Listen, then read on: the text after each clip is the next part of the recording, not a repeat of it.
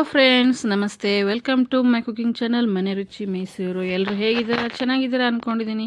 ಬನ್ನಿ, ಇವತ್ತು ಈಸಿಯಾಗಿ ಮನೆಯಲ್ಲಿ ಯಾವುದೇ ಅಂಟಿಲ್ಲದೆ ತುಂಬಾ ಸಾಫ್ಟಾಗಿ ಬಿಡಿ ಬಿಡಿಯಾದಂಥ ಸಾಂಪ್ರದಾಯಿಕವಾದಂಥ ಟ್ರೆಡಿಷ್ನಲ್ ಫುಡ್ ಆದಂಥ ಒತ್ತು ಶಾವಿಗೆ ತೊಗೊಂಬಂದಿದ್ದೀನಿ. ತುಂಬ ಈಸಿಯಾಗಿ ಮಾಡ್ಕೋಬೋದು. ಒತ್ತು ಶಾವಿಗೆ, ಕಾಯಿ ಹಾಲು ಮತ್ತು ಒತ್ತು ಶಾವಿಗೆಯ ಒಗ್ಗರಣೆ, ಅವಲಕ್ಕಿ, ಮತ್ತು ಇದಕ್ಕೆ ಅವಲಕ್ಕಿ ಅನ್ಬೋದು ಅಥವಾ ಚಿತ್ರಾನ್ನ ಅನ್ಬೋದು, ಮತ್ತು ಶಾವಿಗೆ ಒಗ್ಗರಣೆ ಅನ್ಬೋದು. ತುಂಬ ಈಸಿಯಾಗಿ ಮಾಡ್ಕೋಬಹುದು. ಹೇಗೆ ಅಂತ ನೋಡೋಣ ಬನ್ನಿ. ಅದಕ್ಕೂ ಮೊದಲು ಯಾರೆಲ್ಲ ಇನ್ನೂ ನನ್ನ ಚಾನಲ್ನ ಸಬ್ಸ್ಕ್ರೈಬ್ ಮಾಡ್ಕೊಂಡಿಲ್ಲ, ಪ್ಲೀಸ್ ಸಬ್ಸ್ಕ್ರೈಬ್ ಮಾಡ್ಕೊಂಡು ನೋಡಿ. ಹಾಗೆ ನೋಡಬೇಡಿ, ಸೈಡಿಗಿರೋ ಬೆಲ್ ಬಟನ್ ಕ್ಲಿಕ್ ಮಾಡಿ, ಆಲ್ ಅಂತ ಸೆಲೆಕ್ಟ್ ಮಾಡಿ, ಎಲ್ಲ ಥರ ನೋಟಿಫಿಕೇಶನ್ ನಿಮಗೆ ಬರುತ್ತೆ. ಬನ್ನಿ ಫ್ರೆಂಡ್ಸ್, ಹೇಗೆ ಮಾಡೋದಂತ ನೋಡೋಣ ಬನ್ನಿ. ಫಸ್ಟಿಗೆ ಒಂದು ಬೌಲ್ ಆಗೋಷ್ಟು ಅಕ್ಕಿ ಹಿಟ್ಟು ತೊಗೊಂಡಿದ್ದೀನಿ. ನಾರ್ಮಲ್ ಅಂಗಡಿಯಲ್ಲಿ ಸಿಗುವಂಥ ಅಕ್ಕಿ ಹಿಟ್ಟು.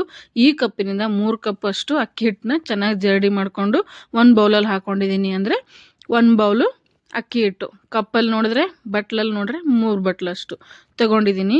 ಈಗ ಒಂದು ದೊಡ್ಡ ಅಗಲವಾದ ಪಾತ್ರೆಯಲ್ಲಿ ಹಾಕೋತಾ ಇದ್ದೀನಿ. ನೋಡಿ, ಅಕ್ಕಿ ಹಿಟ್ಟನ್ನ ಚೆನ್ನಾಗಿ ಜರಡಿ ಹಿಡ್ಕೊಳ್ಳಿ. ಮನೇಲಿಂದ ತೊಗೋಬೋದು, ಹೊರಗಡೆ ಅಂಗಡಿಯಿಂದ ತರಬೋದು. ಯಾವುದಾದ್ರೂ ಅಕ್ಕಿ ಹಿಟ್ಟು ಓಕೆ. ರುಚಿಗೆ ತಕ್ಕಷ್ಟು ಸ್ವಲ್ಪ ಚಿಟಿಕೆ ಉಪ್ಪು ಹಾಕೋತಾ ಇದ್ದೀನಿ. ಚೆನ್ನಾಗಿ ಮಿಕ್ಸ್ ಮಾಡಿ, ಈಗ ನೋಡಿ ನಾನು ಅದಕ್ಕೆ ಬಿಸಿ ನೀರನ್ನ ಹಾಕೋತಾ ಇದ್ದೀನಿ. ನೀವು ಬೇಕಾದರೆ ಪಾತ್ರೆಯಲ್ಲಿ ಬಿಸಿ ನೀರು ಹಾಕಿ ಅಕ್ಕಿ ಹಿಟ್ಟು ಹಾಕಿ ಕಲಿಸ್ಕೊಂಡು ಸ್ಟೀಮ್ ಆ ಥರನೂ ಮಾಡ್ಕೋಬೋದು. ಈ ಥರನೂ ಕಲಿಸ್ಕೊಂಡು ಮಾಡ್ಕೋಬೋದು. ಈ ಥರ ಮಾಡಿದ್ರೆ ಈಸಿಯಾಗಿ ಕ್ವಿಕ್ಕಾಗಿ ಮಾಡ್ಕೋಬೋದು ಫ್ರೆಂಡ್ಸ್. ತುಂಬ ಈಸಿಯಾಗಿ ಬರುತ್ತೆ.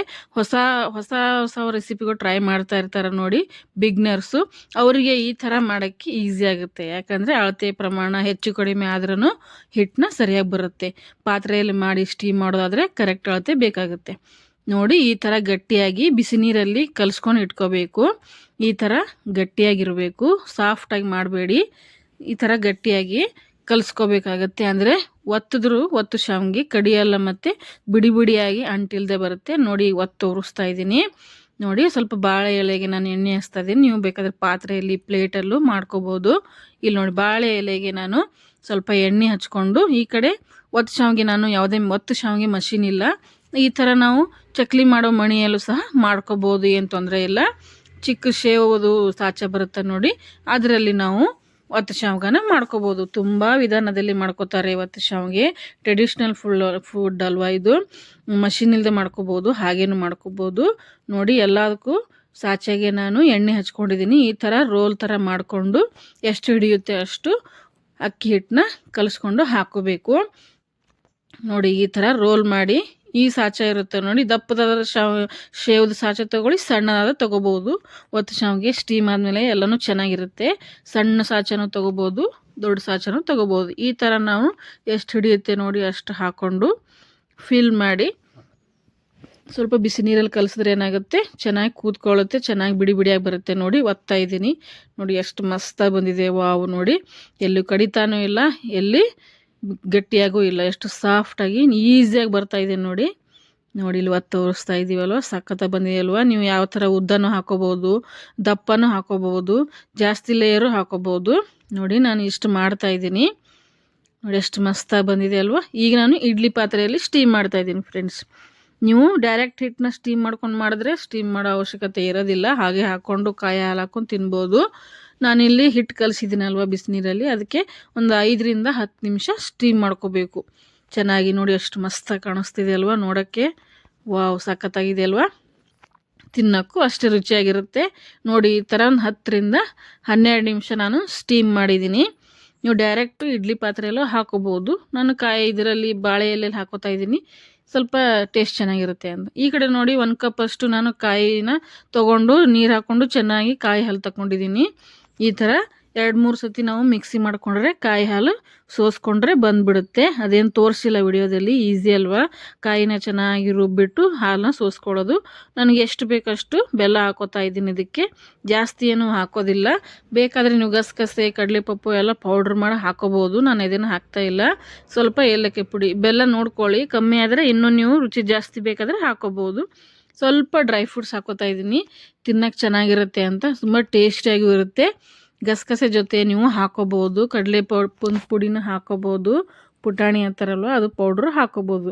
ನಾನು ಇನ್ನೊಂದು ಸ್ವಲ್ಪ ಬೆಲ್ಲ ಆ್ಯಡ್ ಮಾಡ್ತೀನಿ, ಯಾಕಂದರೆ ಕಮ್ಮಿ ಆಗಿದೆ ರುಚಿ ನೋಡಿದ್ದೀನಿ. ಈಗ ನೋಡಿ, ಇನ್ನೊಂದು ಸ್ವಲ್ಪ ಬೆಲ್ಲ ಹಾಕಿದೆ. ಈಗ ನೋಡಿ, ಪರ್ಫೆಕ್ಟ್ ಕಾಯಿ ಹಾಲು ಆಯ್ತಲ್ವ.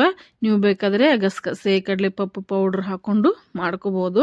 ಈಗ ನೋಡಿ ಒತ್ತು ಶಾವಿಗೆ ಒಗ್ಗರಣೆ ಮಾಡ್ತಾಯಿದ್ದೀನಿ. ಶಾವಿಗೆ ಉಪ್ಪಿಟ್ಟು ಅದರಲ್ಲೇ ಪಾತ್ರೆಯಲ್ಲಿ, ದೊಡ್ಡವಾದ ಪಾತ್ರೆಯಲ್ಲಿ ನಾನು ಎಣ್ಣೆ ಹಾಕ್ತಾಯಿದ್ದೀನಿ 2 ಸ್ಪೂನಷ್ಟು. ಅದಕ್ಕೆ ಸ್ವಲ್ಪ ಜೀರಿಗೆ ಸಾಸಿವೆ ಹಾಕ್ತಾಯಿದ್ದೀನಿ. ಚೆನ್ನಾಗಿ ಚಟಪಟ ಅಂತ ಸಿಡಿಬೋದು. ಈಗ ನಾವು ಹೊರಗಡೆ ತಂದು ಶಾವಿಗೆ ಉಪ್ಪಿಟ್ಟು ಮಾಡೋಕ್ಕಿಂತ ಈ ಥರ ಒತ್ತು ಶಾವಿಗೆಯಲ್ಲಿ ಶಾವಿಗೆ ಉಪ್ಪಿಟ್ಟು ಮಾಡಿದ್ರೆ ತುಂಬಾ ಬಿಡಿ ಬಿಡಿಯಾಗಿ ತುಂಬ ಸಖತ್ತಾಗಿ ಬರುತ್ತೆ ಫ್ರೆಂಡ್ಸ್. ತುಂಬ ಈಸಿಯಾಗಿ ಮಾಡ್ಕೋಬೋದು. ಟೇಸ್ಟಿನೂ ಅಷ್ಟೇ ಇರುತ್ತೆ. ಕಡಲೆಬೇಳೆ ಉದ್ದಿನಬೇಳೆ ಹಾಕ್ಕೊಂಡೆ, ಅದು ವಿಡಿಯೋ ಸ್ಕಿಪ್ ಆಗಿದೆ ಅನ್ಕೋತೀನಿ. ಕಡಲೆಬೇಳೆ ಉದ್ದಿನಬೇಳೆ ಹಾಕ್ಕೊಂಡು ಸ್ವಲ್ಪ ಕಾಜು ಹಾಕೋತಾ ಇದ್ದೀನಿ. ಇದು ಆಪ್ಷನಲ್ಲು, ಹಾಕಿದ್ರೆ ಚೆನ್ನಾಗಿರುತ್ತೆ, ಇಲ್ಲದೇ ಇದ್ದರೆ ಓಕೆ ನಡೆಯುತ್ತೆ. ಮತ್ತು ಕಾಜು ಆದಮೇಲೆ ಹಸಿಮೆಣ್ಸಿನ್ಕಾಯಿ ಖಾರ ನೋಡಿಕೊಂಡು ಕರಿಬೇವು ಹಾಕ್ಕೊಂಡು ಚೆನ್ನಾಗಿ ಬಾಡಿಸ್ಕೊಳ್ಳಿ. ಚೆನ್ನಾಗಿ ಫ್ರೈ ಆಗಬೇಕು, ಕ್ರಂಚಿ ಆಗಬೇಕು. ಕಾಜು, ಕಡಲೆಬೇಳೆ, ಉದ್ದಿನಬೇಳೆ, ಹಸಿಮೆಣ್ಸಿನ್ಕಾಯಿ ಎಲ್ಲ, ಕರಿಬೇವೆಲ್ಲ ಫ್ರೈ ಆದಮೇಲೆ ಈಗ ಸ್ವಲ್ಪ ಅರಿಶಿನ ಹಾಕ್ಕೋಬೇಕು. ಇದಕ್ಕೆ ಈರುಳ್ಳಿ ಬೆಳ್ಳುಳ್ಳಿ ಏನೂ ಹಾಕೋಂಗಿಲ್ಲ ಫ್ರೆಂಡ್ಸ್. ತುಂಬ ಈಸಿಯಾಗಿ ಒಗ್ಗರಣೆ ಮಾಡ್ಕೋಬೋದು. ಸ್ವಲ್ಪ ಅರಿಶಿನ ಹಾಕ್ಕೊಂಡು ಸ್ವಲ್ಪ ಕೊತ್ತಂಬರಿ ಹಾಕ್ತಾಯಿದ್ದೀನಿ. ಘಮ ಚೆನ್ನಾಗಿರುತ್ತೆ ಒಗ್ಗರಣೆ ಹಾಕ್ಕೊಂಡ್ರೆ, ಚೆನ್ನಾಗಿ ರುಚಿ ಬರುತ್ತೆ. ಚೆನ್ನಾಗಿ ಬಾಡಿಸ್ಕೊಳ್ಳಿ. ತುಂಬ ಚೆನ್ನಾಗಿರುತ್ತೆ ಫ್ರೆಂಡ್ಸ್. ಇದು ಒತ್ತು ಶಾವಿಗೆ ಉಪ್ಪಿಟ್ಟು ತುಂಬ ಚೆನ್ನಾಗಿರುತ್ತೆ. ಶಾವಿಗೆ ಉಪ್ಪಿಟ್ಟು ಒಂದ್ಸಲ ಟ್ರೈ ಮಾಡಿ.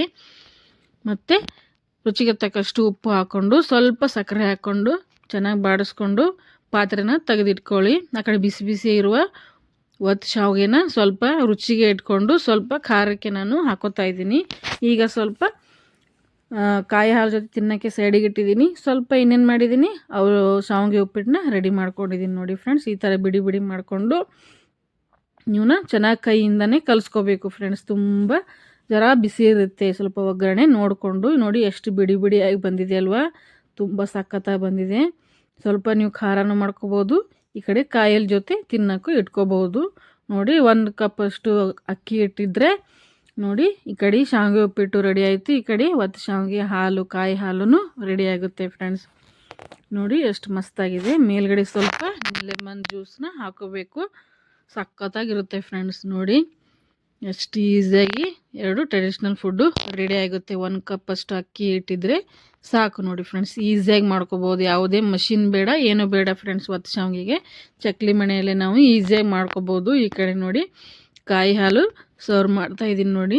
ನೀವು ಕಪ್ಪಲ್ಲಿ ಹಾಕ್ಕೊಂಡು ಸೈಡಿಗೆ ಇಟ್ಕೊಂಡು ಹಾಕ್ಕೊಂಡು ತಿನ್ಬೋದು. ಈ ಥರ ಬಿಸಿ ಬಿಸಿ ಕಾಯಿ ಹಾಲು, ಬಿಸಿ ಬಿಸಿ ಒತ್ತು ಶಾವಿಗೆಗೆ ಈ ಥರ ಕಾಯಿ ಹಾಲು ಹಾಕ್ಕೊಂಡು ತಿನ್ನಬೇಕು ಫ್ರೆಂಡ್ಸ್. ಮಸ್ತಾಗಿರುತ್ತೆ ನೋಡಿ ಫ್ರೆಂಡ್ಸ್. ತುಂಬ ಈಸಿಯಾಗಿ ಮಾಡ್ಕೋಬೋದು.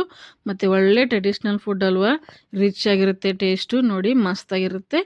ಈ ಕಡೆ ಶಾವಿಗೆ ಉಪ್ಪಿಟ್ಟು, ಶಾವಿಗೆ ಅವಲಕ್ಕಿ ಅನ್ನಿ, ಉಪ್ಪಿಟ್ಟು ಅನ್ನಿ, ಚಿತ್ರಾನ್ನ ಅನ್ನಿ, ಅದಕ್ಕೆ ಏನಂದ್ರೂ ಓಕೆ. ನೋಡಿ ಎಷ್ಟು ಮಸ್ತಾಗಿ ಬಿಡಿ ಬಿಡಿಯಾಗಿ ಬರುತ್ತೆ ಅಲ್ವಾ, ಯಾವುದೇ ಅಂಟಿಲ್ಲ. ಸ್ಟೀಮ್ ಮಾಡ್ದೇನೆ ಹಿಟ್ಟು ಬಿಸಿ ನೀರಲ್ಲಿ ಕಲಿಸ್ಕೊಂಡ್ರು ಈಸಿಯಾಗಿ ಮಾಡ್ಕೋಬೋದು. ಪ್ಲೀಸ್ ಫ್ರೆಂಡ್ಸ್, ಈ ವಿಡಿಯೋ ಇಷ್ಟ ಆದರೆ ಪ್ಲೀಸ್ ಒಂದು ಲೈಕ್ ಮಾಡಿ, ನಿಮ್ಮ ಫ್ಯಾಮಿಲಿ ಫ್ರೆಂಡ್ಸಿಗೆಲ್ಲ ಶೇರ್ ಮಾಡಿ. ಮತ್ತು ಯಾರಾದರೂ ಹೊಸಬ್ರು ಇದ್ದರೆ ಪ್ಲೀಸ್ ಸಬ್ಸ್ಕ್ರೈಬ್ ಮಾಡ್ಕೊಂಡು ನೋಡಿ. ಹಾಗೆ ನೋಡಬೇಡಿ, ತುಂಬ ರೆಸಿಪಿಗಳು ನನ್ನ ಚಾನಲಲ್ಲಿ ಎಲ್ಲ ಇದೆ, ಹೋಗಿ ನೋಡ್ಕೊಂಬರ್ಬೋದು. ಮತ್ತು ನಂದು ಫೇಸ್ಬುಕ್ಕು, ಇನ್ಸ್ಟಾಗ್ರಾಮ್ ಪೇಜನ್ನ ಫಾಲೋ ಮಾಡಿ. ಈ ವಿಡಿಯೋ ಇಷ್ಟ ಆದರೆ ಪ್ಲೀಸ್ ಲೈಕ್ ಮಾಡೋದಂತೂ ಮರಿಬೇಡಿ. ಮತ್ತೆ ಸಿಗೋಣ ಫ್ರೆಂಡ್ಸ್ ನೆಕ್ಸ್ಟ್ ವಿಡಿಯೋದಲ್ಲಿ. ಅಲ್ಲಿ ತನಕ ಬಾಯ್ ಫ್ರೆಂಡ್ಸ್.